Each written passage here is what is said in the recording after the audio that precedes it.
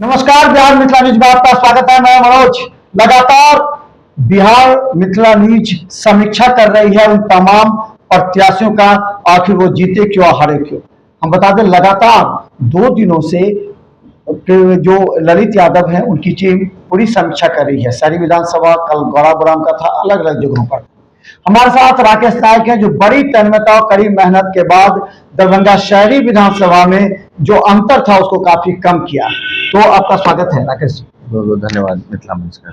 राकेश जी, चुनाव को हमने भी बारीकी से देखा। ललित यादव ने भी कहा कि जब वो क्षेत्र में जाते थे तो उनको लोग काफी पसंद करते थे, काफी उनके सपोर्ट में आ जाते थे, नारेबाजी करते थे।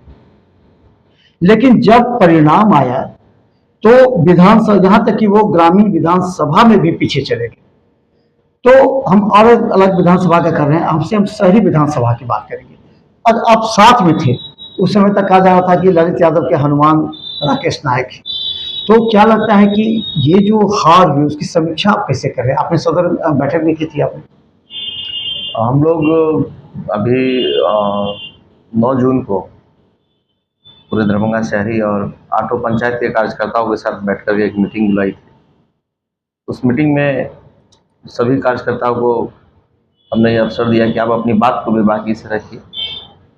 जिन मूलभूत सुविधाओं में कहीं कमी, कहीं 19-20 आपको नजर आई हो, या हम किस वजह से अपने बूथ पर मजबूत नहीं हो पाए, इन विषय को लेकर के एक बैठक रखी थी हमने। नारद यादव जी की अध्यक्षता में बहुत सारे लोग आए थे, बहुत सारे पार्षद भी थे उस बैठक में। उसके बाद हम लोग लगातार वार्ड स्तर पे भी लोगों के बीच में जा रहे हैं, जो अपने संगठन के नेता हैं, उनके माध्यम से उस बूथ पे क्या समीकरण था और क्यों हमको वोट नहीं हुआ, या जो वोट का प्रतिशत, बहुत सारे वार्ड में हम लोगों को लीड भी मिला है, लेकिन वहाँ पर हम 200-250 से लीड ले रहे हैं, वहीं हमारी विपक्षी पार्टी 1500 से लीड ले रही है। तो इस सब पर गहन मंथन हम लोग कर रहे हैं। चुनाव से पहले, ये चुनाव जो है उससे पहले आप लोग अति उत्साहित थे। चुनाव से पहले जो उत्साहित थे और चुनाव परिणाम या चुनाव के बाद और परिणाम से पहले, क्या आप लोगों ने उस समय विश्लेषण किया था कि क्या स्थिति थी? हम लोग अति उत्साहित नहीं थे। हम लोग हमेशा विपक्षी पे ये प्रहार करते रहे हैं, चाहे वो नामांकन की इनकी भीड़ देख लें और हमारी नामांकन में जो उपस्थिति लोगों की थी, आप उसको देख लें। तो हम लोग लगातार जो है लोगों के बीच में बने रहे हैं। लोगों ने बड़ा स्नेह भी दिया हमारे प्रत्याशी को, हमारे दल को बड़ा स्नेह दिया, बड़ा सम्मान मिला। जहाँ भी गए हम लोग, वहीं विपक्षी पार्टी को जो है बहुत जगह सम्मान झेलना पड़ा। उसके बावजूद हम लोग, जो वोट का फासला है दरभंगा शहरी विधानसभा में, तो लगभग हम लोगों ने पिछले लोकसभा की अपेक्षा 50% वोट के फासले को क्रश किया है, यहाँ कम किया है। तो वही अपेक्षाएं जो है अदर विधानसभा में होती तो थोड़ा मार्जिन हमारा और कम होता, या हम पिछले लोकसभा में कितने का गैप था? लगभग 68 से 70 हजार वोट से हम लोग ग्रामीण और 48 वार्ड मिला करके हम लोगों ने लूज किया था। इस पर ग्रामीण और शहर मिला करके हम लोग 35,200 कुछ वोट से हम लोगों ने आप गैप को कम किया। प्रयास तो हमारी थी, वहाँ पर हम लोग सफल भी है। हर बूथ पे, हर वार्ड में हमारा वोट बढ़ा भी है। अच्छा, दरभंगा शहरी विधानसभा से आप संभावित हो सकते हैं कि इस बार अगर विधानसभा चुनाव हो तो उसमें आप अपनी दावेदारी, क्योंकि आपने जिस तरह काम किया है, टीम वर्क काम किया है। हमने देखा कि चुनाव से 2 दिन पहले तक, रात तक आप घूमते रहे। जो वैश्य समुदाय का होता है मेन वोट बैंक, जिसको दरभंगा में कहा जाता है काफी संख्या, तो वैश्य समुदाय को भी आपने तोड़ने का प्रयास किया, जो कि पूरी तरह वो बीजेपी का वोटर माने जाते हैं। तो उस समय आपने कैसे इसको किया? देखिए, कहीं ना कहीं उनकी अपेक्षाएं, आशा वहाँ बढ़ती है जब उनके प्रत्याशी होते हैं। अब मैं इस बात का थोड़ा खंडन करूंगा कि हम लोग दावेदारी दे सकते हैं या दावेदार हो सकते हैं। एक संगठन के नेतृत्वकर्ता होने के नाते मेरी पूरी जवाबदेही, मेरी पूरी भूमिका अपने संगठन को मजबूत करके आने वाले दल के किसी भी प्रत्याशी के लिए पूरी ताकत झोंकने की हमारी रहती है। और वो वही आपने 19 के चुनाव में देखा हो, जब सिद्दीकी साहब यहाँ से चुनाव लड़ रहे थे। 2015 में जब हमारे यहाँ से राजद के प्रत्याशी चुनाव लड़ रहे तो भी हमने पूरी ताकत लगाई थी। और हमने पुनः जो है 2024 में भी अपना जो स्ट्रेंथ है युवा राजद का, वो हम लोगों ने देने का काम किया। अब ये सिर्फ नेतृत्व तय करता है कि चुनाव कौन लड़ेगा। हाँ, रही बात की वैश्य समाज है, तो वैश्य समाज में जो वोट का प्रतिशत है वो निश्चित तौर पे और बढ़ेगा जब उनके समाज से लोग उम्मीदवार होंगे। तो ये अपेक्षाएं, आशा बढ़ती है। आप वहीं मेयर के चुनाव में आप देखें तो तकरीबन 20,000 वोट जो है यहाँ पर मेरी धर्मपत्नी प्रत्याशी थी, उन्होंने लाने का काम किया। तो 20,000 वोट में सभी जाति जमात के लोगों की वोट का था, लेकिन उसमें वैसे की जो भूमिका थी वो सर्वाधिक थी, या हमारे समाज के लोगों की जो वोट की भूमिका थी वो सबसे अव्वल थी। तो कहीं ना कहीं उनकी आशा अपेक्षा बढ़ती है, तो निश्चित। जैसे मधुबनी में समीर महासेठ और सुमन महासेठ को बोल दिया गया कि आप अगर चुनाव लड़ेंगे तो आप हम दे सकते हैं, लेकिन आप नहीं, तो इस बार हम बीजेपी को देंगे, इसलिए 1,51,000 से अधिक मतों से जीत गया ज़्यादा। तो वैश्य समुदाय जो वोट होता है हमेशा वो बीजेपी का माना जाता है। आपने धर्मशिला गुप्ता को देखा कि मेयर चुनाव में किस तरह उनको वोट दिया उसको।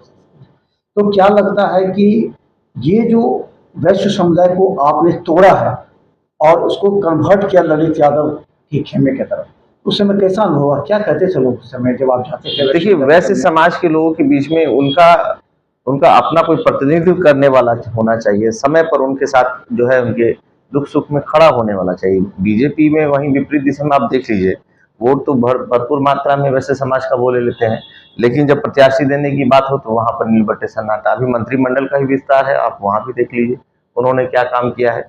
तो वैसे समाज के लोग, अभी चुनाव की बात मैं बता रहा हूँ, चुनाव के दरमियान बाजार समिति जैसे बड़े कमर्शियल जगह को काफी डिस्टर्ब किया गया जिला प्रशासन की ओर से, और हमको बहुत सारे व्यवसायियों ने वहां से फोन किया, इवन की चेंबर ऑफ कॉमर्स जो कहीं ना कहीं जो है कहीं उस पर सक्रिय प्रक्रिया है चुनाव का।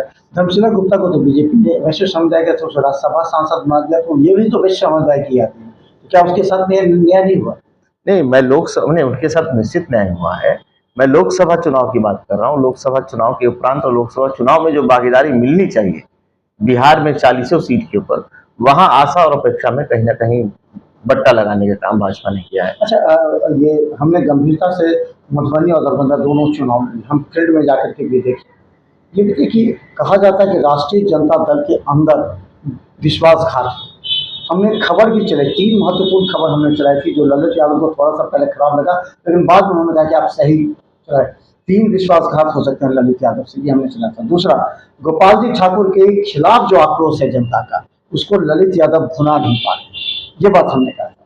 तीसरा, हमने एक और गंभीर मुद्दा रखा था कि ललित यादव सिर्फ एक विधानसभा में कई वर्षों से वहाँ प्रतिनिधित्व करते हैं, बाकी 5 विधानसभा है जहाँ पर उनको उस तरीके से जो काम करना चाहिए, जो सपोर्ट मिलना चाहिए, वो नहीं मिल पाया। ये 3 ऐसे थे जिससे है तो विश्वासघात हुआ। राष्ट्रीय जनता दल में कई नेताओं पर आरोप लगते हैं आपके, उन्होंने सक्रिय भूमिका नहीं निभाई, जिनके कंधों पर बड़ी जिम्मेवारी थी। निश्चित तौर पे विश्वासघात तो कहीं ना कहीं हुआ ही है, और उसका परिणाम आने वाले दिनों में संगठन में जो है आपको दिख जाएगा कि जिन लोगों की जैसी भूमिका थी उनको फलस्वरूप वैसा उनको उसका परिणाम भुगतना पड़ेगा। तो कहीं ना कहीं लगातार 30 वर्षों से दरभंगा ग्रामीण और बनीगाछी विधानसभा से विधायक रहे, वहां से मंत्री रहे, तो क्षेत्र उनके लिए नया था, पहला चुनाव था उनका। 5 विधानसभा, जहां अमूमन अपनी विधानसभा की अपेक्षा वहां जो है गतिविधियां कम होती थी, और वहां कहीं ना कहीं संगठन के बदौलत ही हम लोग चुनाव लड़ रहे थे, और संगठन ने अपनी ताकत भी लगाई, लेकिन कहीं ना कहीं कुछ शीर्ष स्तर पे जो भीतरघात हुआ है वो हम लोगों को उसका खामियाजा भुगतना। तो ये बात ललित यादव के नज़र में है। इन्होंने एक सूत्र बताते हैं कि जब तेजस्वी यादव रिजॉर्ट में थे, ललित यादव रिजॉर्ट में चुनाव, जो उनका पैर में थोड़ी सी चोट लगी थी तो वहाँ थे, तो उन्होंने कई ऐसे पदाधिकारियों को हड़काया, कहा कि आप उस लायक नहीं है पदाधिकारी बनकर, आप सपोर्ट नहीं कर रहे हैं, जबकि पैर खराब होने के बावजूद भी हम क्षेत्र में काम कर रहे हैं। तो क्या लगता है कि ऐसे पदाधिकारियों को लिस्ट है ललित यादव के पास, उसको मुख्यालय दिया गया है, मुख्यालय में जो समीक्षा लालू प्रसाद यादव का जन्म दिवस था उसमें दे दिया? देखिए, ये सारे लोग जो हैं वो कहीं ना कहीं निकल के आ गए हैं, और नेता की नज़र में ऑलरेडी जा चुके हैं कि किन लोगों की क्या भूमिका रही है यहाँ पर। उन लोगों ने इस चुनाव में जो है कितनी निष्ठा से काम किए, तो नेता की नज़र में ऑलरेडी जा चुका है। और जो चुनाव लड़े हैं हमारे प्रत्याशी, उन्होंने भी बहुत सारा अनुभव गेन किया है, तो निश्चित तौर पे इस विषय पर तो जो कार्रवाई होनी है वो। अच्छा, आपको हमने देखा चुनाव के समय सुबह में ललित यादव का रूटीन था, वो आपके साथ निकलते थे दरभंगा के विभिन्न, क्योंकि शहरी विधानसभा में उनके लिए नया था, जान पहचान था, लेकिन वो काम नहीं किए थे। लोग कह रहे थे कि ललित यादव को नाम जानते लेकिन देखे नहीं क्षेत्र में वो काम है। तो आप लगातार कंपेनिंग करते रहे शुरू से, बाद में आपको भी कुछ लोगों ने वहाँ उनसे अलग करने का प्रयास किया। हमने ये देखा कि जो सो एक मन में उनके मन में बड़े, चूंकि जो ललित यादव को तोड़ना चाह रहे थे उन लोगों ने इस तरह का किया था। नहीं, अब क्या परसेप्शन लोगों के बीच में और किसी के प्रति सकारात्मक और नकारात्मक चीजें परोसने का काम तो उनका रहता है। लेकिन पूरे चुनाव में और चुनाव के बाद भी आप देख लीजिए कि मैं सक्रिय रूप से उनके साथ काम करता रहा। अब एक समय के बाद में दरभंगा के सभी वार्डों में उनका भ्रमण अमूमन समाप्त हो चुका था और उनको कहीं ना कहीं और 5 विधानसभा में भी समय देना था। तो स्वाभाविक बात है कि वहां वो समय दे रहे थे। और एक बार हमने प्रत्याशी को सभी गली नली, सभी मोहल्लों में, सभी वार्डों में ले जा करके लोगों से गेट टुगेदर कराने के बाद फिर हम लोग हर जगह घुस चुके थे, हर वार्ड में घुस चुके थे और हर जगह हम लोग कैंपेन कर रहे थे। बड़ा मजबूती से कैंपेन भी हो रहा था। तो इस तरह की चीजें, सकारात्मक नकारात्मक चीजें फैलाने वाले लोगों की कमी है नहीं। प्रत्याशी का जो है पूरा भरोसा, पूरा विश्वास मेरे ऊपर था और मैंने ईमानदारी से अपना काम जो है कर्तव्यों का निर्वहन इस चुनाव में किया है। ये तो ललित यादव के नज़र में था कि हमने भी जब उस समय दिखाया था क्षेत्र में लगातार सुबह आप कंपनी करते। एक और सवाल ये है कि अब मान के चलिए अब तो सीधा विधानसभा टारगेट हो गया है, क्योंकि जो भी चुनाव हारे हैं जीते हैं वो ये देख रहे हैं कि अब विधानसभा पर किसने काम किया है। तो दरभंगा के 10 विधानसभा की चर्चा होगी अब कि अब कौन से ऐसे उम्मीदवार हैं, क्योंकि तेजस्वी यादव भी देखने लगे कि कौन से उम्मीदवार हो सकते हैं फिर क्योंकि चुनाव जीते, इसकी समीक्षा भी होने लगी है। तो आपको लगता है कि ये 10 विधानसभा में समीक्षा में इस बार जो अधिक लीड किए या फिर जो अच्छे वोट लाए उन लोगों की लिस्ट बन रही है? निश्चित तौर पे बन रही है और मेरा तो मतलब आपके माध्यम से अपने शीर्ष नेता का तक यही मैसेज संवाद पहुंचाना है या मीडिया के माध्यम से यही संवाद अपने मतलब टॉप लीडरशिप को देना है कि जिस भी प्रत्याशी में, जो भी हमारा प्रत्याशी हो, उसके अंदर विनेबिलिटी की क्षमता हो, चुनाव जीतने की क्षमता हो, संगठन में और संगठन के लोगों को सम्मान देने की क्षमता हो, सबको साथ लेने के लेके चलने की क्षमता हो। तो वैसे लोगों को निश्चित अगर मौका देंगे, जो मृदुभाषी हो, जो सभी समाज के लोगों में अपने पैठ रखते हो, तो निश्चित तौर पर वैसे उम्मीदवार के लिए हम लोग को भी जी जान लगाने में आसानी होगी और उनके लिए हम लोग चुनाव कहा जाता है कि राकेश नायक युवा है, युवा होकर के आप काम कर सकते हैं, आपके क्षेत्र में भी काम किया है। तो मनोज झा के भी नज़दीकी आप आते हैं, मनोज झा से भी कई बार वार्तालाप की गई। इसके अलावा कई राज्य स्तर के बड़े नेता हैं, उनसे भी तेजस्वी यादव, आपने जब यहाँ से रैली निकली थी अच्छी खासी संख्या में आपने यहाँ से कार्यकर्ताओं को ले गया था। तो अगर अभी से ही विधानसभा की तैयारी करने का सभी ने अपना काम प्रारंभ कर दिया, तो आपका सॉफ्ट टारगेट क्या है अभी? क्योंकि आपको भी लगेगा कि ये तो काम करने के बाद ही पता लगेगा जो बड़े नेता है तेजस्वी यादव को कि कौन सा क्षेत्र में अभी से काम करना शुरू किया। तो आपका क्या टारगेट है, किस तरह आप अभी से ही अपनी बढ़त को मजबूत करेंगे? निश्चित तौर पर हम लोग अपने विधानसभा में लोगों के बीच में और लोगों के मुद्दाओं को लेकर के हम लोग लगातार जो है आंदोलन या प्रोटेस्ट की जो है तैयारी के ऊपर हम लोग काम कर रहे हैं और उस विषय को लेकर के जनता के लिए बड़ा एक ऑब्जेक्टिव, बड़ा एक विषय बनाना हम लोग चाह रहे हैं कि आज यहाँ दरभंगा में 25 साल से यहाँ विधायक है, उसके बाद भी यहाँ की गली नली की जो व्यवस्था है, यहाँ जो विकास जो होनी चाहिए जिस तरीके से सफिशिएंट उनको मौका मिला, उसके बाद भी जो दरभंगा है वो यहाँ की वस्तुस्थिति किसी से छुपी हुई नहीं है। उन विषय को लेकर के हम लोग जो है जनता के बीच में जा रहे हैं और कहीं ना कहीं ये खबर टॉप लीडरशिप में भी है। जो लोग जमीन पे हैं उनको अगर मौका मिलेगा तो निश्चित तौर पे जनता भी इसको सराहेगी, सर्वे तो एक विपक्ष का ये देखा जा रहा था कि खुल करके चुनाव मैदान में विरोध करना वो हमने नहीं देखा, क्योंकि कहा जाता है कि विपक्ष मजबूत हो या विरोध होता है तो सामने वाले को कुछ काम करने का कुछ आइडियाज आते हैं।